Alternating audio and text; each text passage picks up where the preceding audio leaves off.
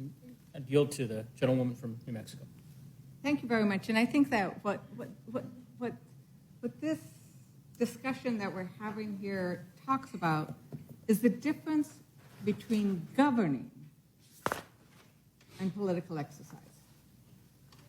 And what we have pointed out through the bills that we passed, the accomplishments of investing in infrastructure, investing in rural America like we have not invested in since the New Deal, the bipartisan infrastructure bill, the CHIPS and Science Act, the American Rescue Plan, or investments in rural America like we have not seen since the New Deal.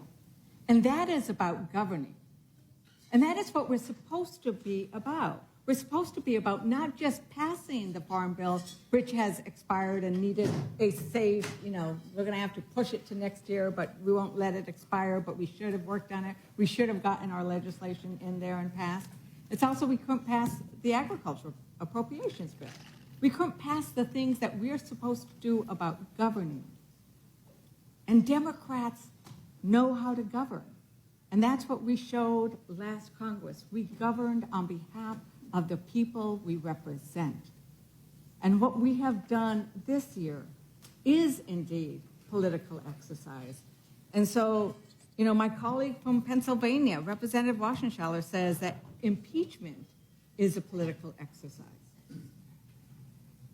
That somehow Democrats are to blame for this impeachment because we impeached President Trump. Once again, doesn't this committee remember what happened on January 6th? I suggest again that anybody who wants to vote for this impeachment inquiry ask the law enforcement officers who were battered and beaten protecting the House floor. Ask them what that impeachment was about. It wasn't a political exercise. What happened on January 6th was a violent attack on our democracy, and impeachment should not be normalized. It should not be a political exercise. It should be reserved for something like that where the evidence was overwhelming. And even if it is a political exercise, I suggest to my colleagues that the politics are not on your side. The public does not support this inquiry. According to a Morning Consult survey from earlier this month, the number of Americans who believe Congress should start these impeachment proceedings has decreased to around 40%. That's compared to Trump's January 6th impeachment trial, which had a majority of Americans supporting it. We know, we've had polls and we've looked at it, that impeachment is not a top priority of your constituents. The Congressional Integrity Project commissioned polling and asked what are the pollings. And they found that 74% of Americans, including 68% of independents, in those districts that your members represent, that Biden won, in those districts, the people, your constituents, believe that we should focus on issues like the economy, inflation, crime, over what we're doing here. 90% of voters, including 93% of independents, want Congress to stop playing partisan games and work to address these issues. 3 in 5 Americans supported the impeachment of Donald Trump for what happened. And that was after a month of evidence, because we didn't need to collect a lot of evidence because we had lived through it. You all, your committees have been collecting evidence for 11 months and leaking it out to the public as we've described earlier. And you still cannot get the public supporting the inquiry that you are about to undertake. And I would suggest that if you are concerned that this is a political exercise, that you look and ask yourselves, what do the American people want? And they don't want this. And this is so different than the impeachment that we felt compelled to do and that Republicans supported us. Remember, you're going to proceed on this on a purely partisan effort. Republicans in the House and in the Senate voted to impeach and to convict for January 6th. And with that, I'm going to yield back to my colleague. And I thank the gentlewoman, and I would yield to the gentlewoman from Pennsylvania.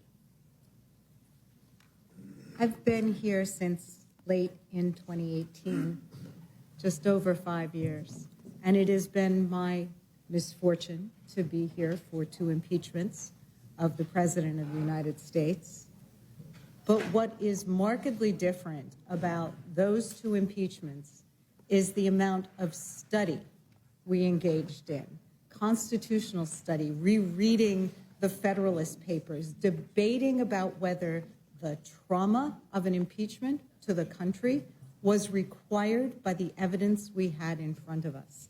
The discussion was about how the evidence we had in front of us, whether the evidence of trying to extort an ally who, as we speak, is begging for us to provide aid, whether that evidence or the evidence of what happened on January 6th, both of them demanded action because we had a rogue president who was undermining our constitutional order. That's not the conversation we're having here today. The conversation we're having here today is, well, we've been through tens of thousands of pages of things, we've interviewed people, we've deposed people, we haven't found anything, so we need to crank it up a notch so we can continue to keep fishing around and looking for something. That's not an impeachment basis. And it's really, really disturbing to see the depths to which this House has sunk with this inquiry. We said at the outset, this is a waste of time. It's a political stunt. It's a MAGA kangaroo court. And I'm just really disappointed that so many of our colleagues are willing to sleepwalk through this entity and don't have the guts to stand up to it. I yield back.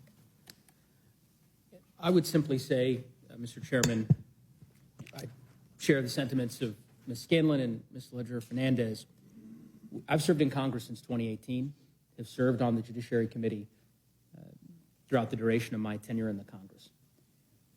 I believe I'm the only member of this committee who has served as a House prosecutor during the second impeachment trial of President Trump and spent many a day preparing for that trial and making the case to our colleagues in the upper chamber. I know a thing or two about impeachment and about the constitutional standards, the exacting nature of that standard.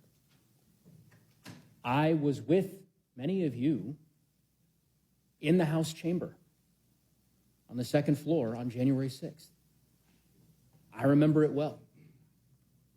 I remember the outrage that so many of us felt on both sides of the aisle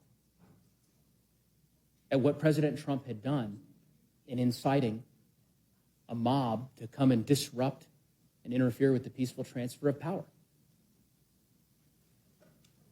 He was impeached for that on a bipartisan basis with good cause.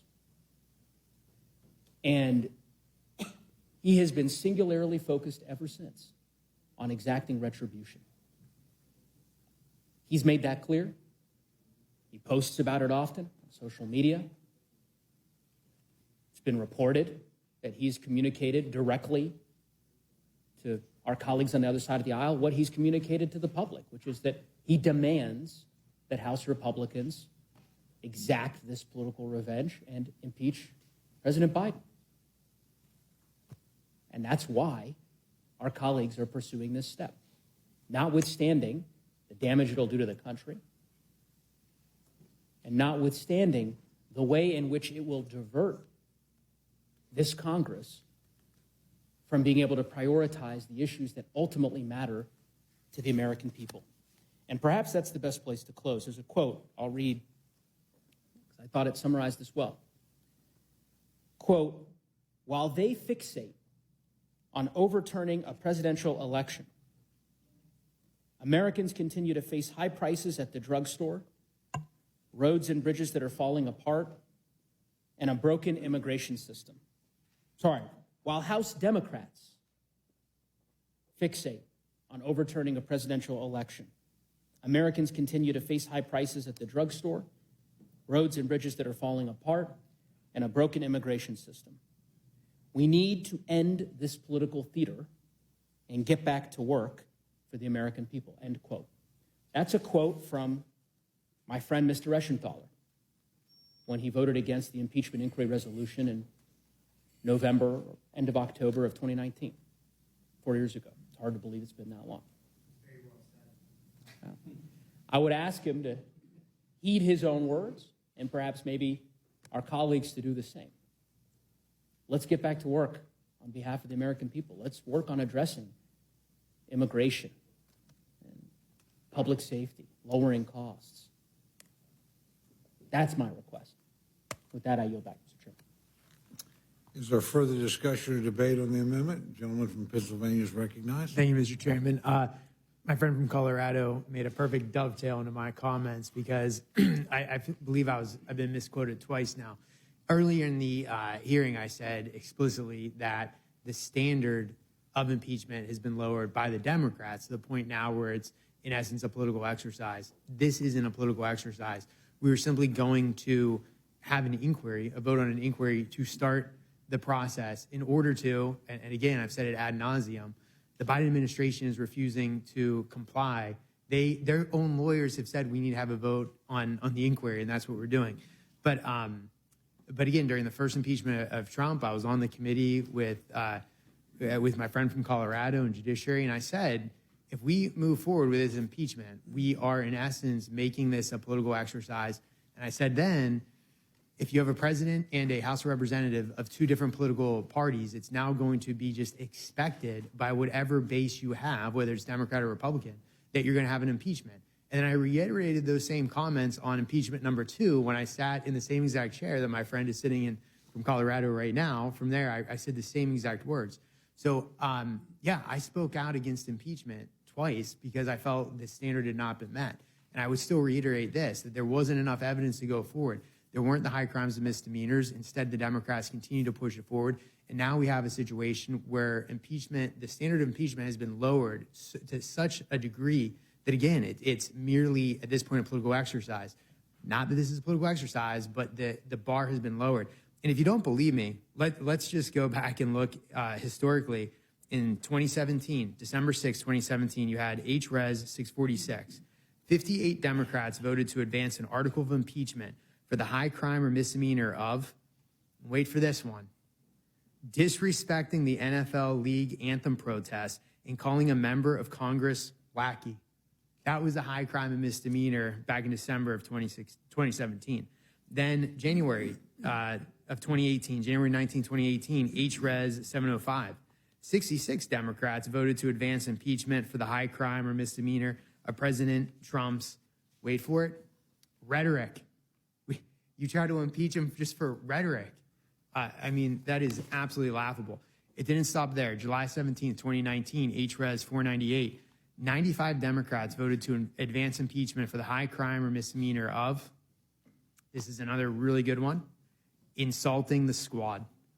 I mean, it's absolutely laughable. So when I say that the Democrats have reduced the standard of impeachment to a point where it's just absolutely absurd, you have. And now we're just playing by the same rules that you set for us in the last two, in the 116th Congress. But with that, I would yield back. Mr. Chairman. Where? Oh, I'm sorry. Gentlelady from Indiana is recognized. Mr. Chairman, I'd just like to note for the record that according to this amendment, the House spent 26 days electing 2 speakers. I don't dispute we spent that much time, but we were thrown into that situation not by Republicans, but by 8 Republicans and 208 Democrats that voted to vacate the chair. So the fact that we had to spend extra time dealing with our own speaker election, we wouldn't have had to do that were it not for 208 Democrats voting with 8 Republicans to make that happen. I'd also like to note there's been lots of talk about what we've not done. Just yesterday, we passed the Lower Cost, More Transparency Act, reducing health care costs for American families. That was a bipartisan effort that passed the House last night on suspension by wide margins. So despite us needing to do this work procedurally, we are still accomplishing things on behalf of the American people. I yield back. Gentlelady yields back. Is there any further discussion? The gentlelady from... Yield to you, then you yield to me. we're just. we The just lady wanted from to- New Mexico is recognized. Thank you so much, Mr. Chair. I just want to know that, Mr. Rajanthala, I think there is a difference between what passes the House and what leadership supports. And so the instances you've described, that's not what passed the House. That is not what leadership supported, because if they had, then it would have been supported. What we're talking about is the January 6th impeachment. That is the standard for which we think you should say that is the standard. When you say we've lowered the standards, well, the standard should be something as grievous as that, something as grievous as trying to bribe a foreign government. Those are big things. Little things like that, where you get 50-some people upset about something or another, 60-some about something else. That is not what leadership is pursuing. Your leadership, as evidenced by the hearing today, as evidenced by the resolution, as evidenced by the vote that will be taken on a purely partisan basis tomorrow, is supporting impeachment inquiry where there is nothing there. And I think it's also very insulting. I was struck by something I read by the chair, Chair Comer, who, as I said, he's appeared before us. I respect him. But with regards to the blinding, there's going to become like the vengeance is almost like blinding people to the need to govern, blinding them to what they're saying. Where when he was talking about impeachment, he actually described that in talking to the people who listen to CNN, who watch CNN, and need to hear about impeachment, that they were, quote, a low IQ audience. We should not lower expectations. We should not expect that Americans cannot understand the importance of what we're doing here today, the importance of what we're doing and what it means, and what the framers were talking about, which is what, our only impeachment manager on this committee talked about, how serious this action is and how serious we should take it. And with that, I yield to our ranking member. No, I just want to, for the record, the gentlelady from Indiana, I just want to make clear, please don't blame Republican dysfunction on Democrats. It's not our fault it took 15 votes to elect your first speaker. It's not our fault that it took 2 weeks after your first speaker was ousted to find another speaker. I mean, the idea that we should vote for a Republican Speaker of the House who doesn't share our values, no, we voted for Hakeem Jeffries. We voted our values, but that it's our fault. You changed the rules to make it possible for any member on your side to oust a sitting speaker. You did that. So you changed the rules to make this dysfunction easier. And so please don't blame that on us. Thank you. I yield back. Yield to gentleman from Colorado. I thank the gentlewoman, and I would just simply say I think the gentlewoman made a salient point, which is the argument that Mr. Reschenthaler was making, and the vast majority of us were not here for those votes that he referenced, but essentially motions to table impeachment resolutions that have been introduced by various different Democrats when Democrats had the minority, and essentially citing that there were various groups who voted in favor of or rather who voted to oppose the motion to table, that is somehow equivalent to the impeachment inquiry vote that the Republican majority will insist on tomorrow. I just don't think it's a good faith argument in my view. And I think where I struggle among many of the other objections that we've made today around due process and the misplaced priorities that House Republicans are pursuing, but to the extent you want to talk about constitutional standards and high crimes and misdemeanors, it's unclear to me, I think it's unclear to the vast majority of the American people what high crime and misdemeanor you're investigating. I don't know if you have an answer in that regard. I don't. I've got tons. Yeah, I mean, you give it to me, I'll go through them. Please. All right, well, thank you for yielding. I appreciate it. First off, I said nothing about the motion to vacate, there was another one of my colleagues. I've been simply focused on No, impeachment. I'm talking about the motion to But- table. I wasn't referencing the motion to vacate. I'm talking Okay, I'm the sorry. votes that you Okay. referenced from 2017 and Right. 2018, Right. which neither of you and I were here for, as you know, on resolutions that have been introduced by different members of Congress, impeachment resolutions that Democrats introduced when they were in the minority, and those resolutions were tabled. I believe the votes that you're referencing were the motion to table vote totals. And so, yes, I understand your argument, but I'm saying that's clearly not equivalent to the impeachment inquiry that you all intend to initiate tomorrow against President Biden. But anyway, to the core, I think the question I'm asking you is, Okay, go ahead. what is the specific constitutional crime that you're investigating? Well, we're having an inquiry, so we can do an investigation and control Okay. the production of witnesses. And what is the crime you're investigating? And documents. High crimes, misdemeanors, and bribery. What It's in high the crime and Constitution. misdemeanor are you investigating? Look, I will, once I get time, I will explain what we're looking at, and I will make the equivalency No, I'm just of asking you for the last impeachment. Okay, so what I'm trying to say, Mr. Reschenthaler, and again, I say this because I served as a prosecutor during the last impeachment of former President Trump. There was a specific high crime that he was impeached for on a bipartisan basis. 13 Republicans agreed. In 2019, when President Trump was impeached, there were two very specific offenses that he was impeached for. And I can't get an answer. I don't think members of the Oversight Committee could get an answer, or the Ways and Means Committee, or the Judiciary Committee. I don't think there is an answer.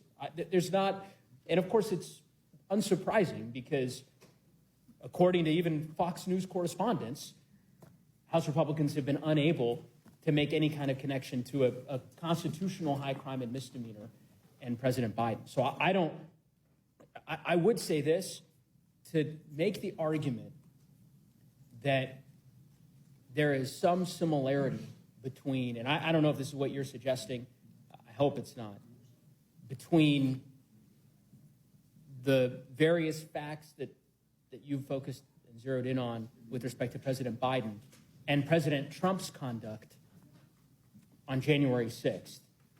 It's very clear to me the American people would reject that argument outright. And by the way, I will say, because Ms. Ledger-Fernandez made this argument, one of the reasons that I respect Mr. Roy, and him and I have deep disagreements, and I understand that he opposed both of the prior impeachments against President Trump. But it's an important clarification because before I quote you, I want to make sure that it's accurate. All that being said, you attested on the House floor in the days after January 6th that President Trump had engaged in impeachable conduct. That's the phrase you used, that he, quote, he deserves universal condemnation for what was clearly, in my opinion, impeachable conduct. I understand you opposed, obviously, the resolution was ultimately approved for different reasons. You're not going to hear any member on our side of the aisle describing President Biden's actions in that way because there is no impeachable conduct that Republicans have identified. And so very distinct differences, a very deep contrast between the impeachment against President Trump, former President Trump, for inciting that insurrection on January 6th, and the impeachment process that you all have decided to initiate against President Biden today. And I would yield back to the gentlewoman.